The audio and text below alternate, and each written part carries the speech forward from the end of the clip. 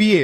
বাংলাদেশের প্রেক্ষাপটে আমাদের মেয়েদের স্বপ্ন হচ্ছে আমি বিয়ে করব, বরের সাথে বসবো পাশে, আমার গায়ে একটা সুন্দর বেনারসি শাড়ি থাকবে, আমাকে দেখতে সুন্দর লাগতে হবে। সুন্দরের সংজ্ঞা কি? আমার পেট দেখা যাবে, পিঠ দেখা যাবে, স্কিন তো দেখা যাবেই, হাত পা তো অবভিয়াসলি দেখা যাবে, এবং চুল তো দেখা যাবেই। একটা স্টেজে সবার সামনে পুতুলের মতো বসে থাকে, আর তার পাশে একটা গাধা আর একটা গরু বসে থাকে। নন মাহারামরা দেখে, সাথে মাহারামরাও দেখে। আর পাশে যে গাধাটা বসে আছে, যে গরুটা বসে আছে, ওই গরুর ফ্রেন্ড, এলাকার ছোট ভাই, এলাকার বড় ভাই, তারাও দেখতেছে এই মেয়েটাকে। তো এই মেয়েটার তো কোনো হেলদোল নাই, পর্দার তো কোনো জ্ঞান নাই। আর পাশে যে গাধাটা বসে আছে, ওটা তো প্রাউড ফিল করতেছে, মনে মনে হাসতেছে, মানে প্রাউড ফিল করতেছে, ও একটা জিতছি, আমি বিয়ে করছি, ও দেখ দোস্ত কত সুন্দর তোর ভাবি, আরে দেখ না দোস্ত, আরে কি, মানে বউরে সবার সামনে দেখায় সে খুব প্রাউড ফিল করতেছে। আরে গাধা, কেন কথা বলতেছে এটা পরে বলতেছি। আসলে যখন তোমার বউকে দেখে বলতেছে মামা তুই জিতছস, তার মানে সে তোমার বউয়ের চুল থেকে পায়ের নখ পর্যন্ত সে ভালোভাবে অবজার্ভ করছে। তুমি কল্পনা করো, তোমার বউকে তুমি সুন্দরভাবে প্যাকেট করে বোরকা পরে তুমি বিয়ের সেরে নিয়ে আসছো, তাহলে কি তোমার কোনো ফ্রেন্ড বলবে যে মামা সেই একটা বিয়ে করছস? কারণ সে তো দেখতে পাচ্ছে না।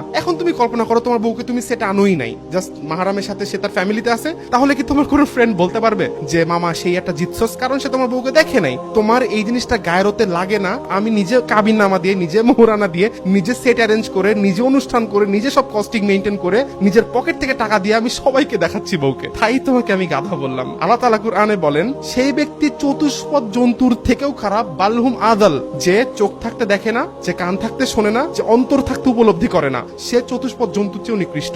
যে তার ওয়াইফের দায়িত্ব পালন করতে অপারক। দায়িত্ব বলতে কি শুধু ভাত খাওয়ানো না, শুধু নিয়ে হানিমুনে যাওয়া না, শুধু নিয়ে ট্রিপে যাওয়া না, শুধু তাকে খাওয়ানো না। দায়িত্ববোধ কাকে বলে? তোমার বউকে তুমি পর্দার আড়ালে রাখবা, তোমার বউকে তুমি ঢেকে রাখবা, তোমার বউকে তুমি সবার চোখ থেকে আড়ালে রাখবা। This is the main responsibility of A husband. তাকে বলা হয় দায়ুস। যে তার বউয়ের পর্দা মেনটেন করতে অপারক, যে তার বউয়ের হায়া মেনটেন করতে অপারক, সে ব্যক্তি হচ্ছে দায়ুস। আর দায়ুস কখনো জান্নাতে যাবে না, লা ইয়াদখুলুল জান্নাহ। তাহলে তুমি জাহান্নামী হচ্ছ, এট দ্য সেম টাইম তুমি হচ্ছে গরু, ছাগল, কুকুর, বিড়াল। That's it. Keep supporting. This is me Rifat Ratul. আসসালামু আলাইকুম ওয়া রাহমাতুল্লাহি ওয়া বারাকাতুহু।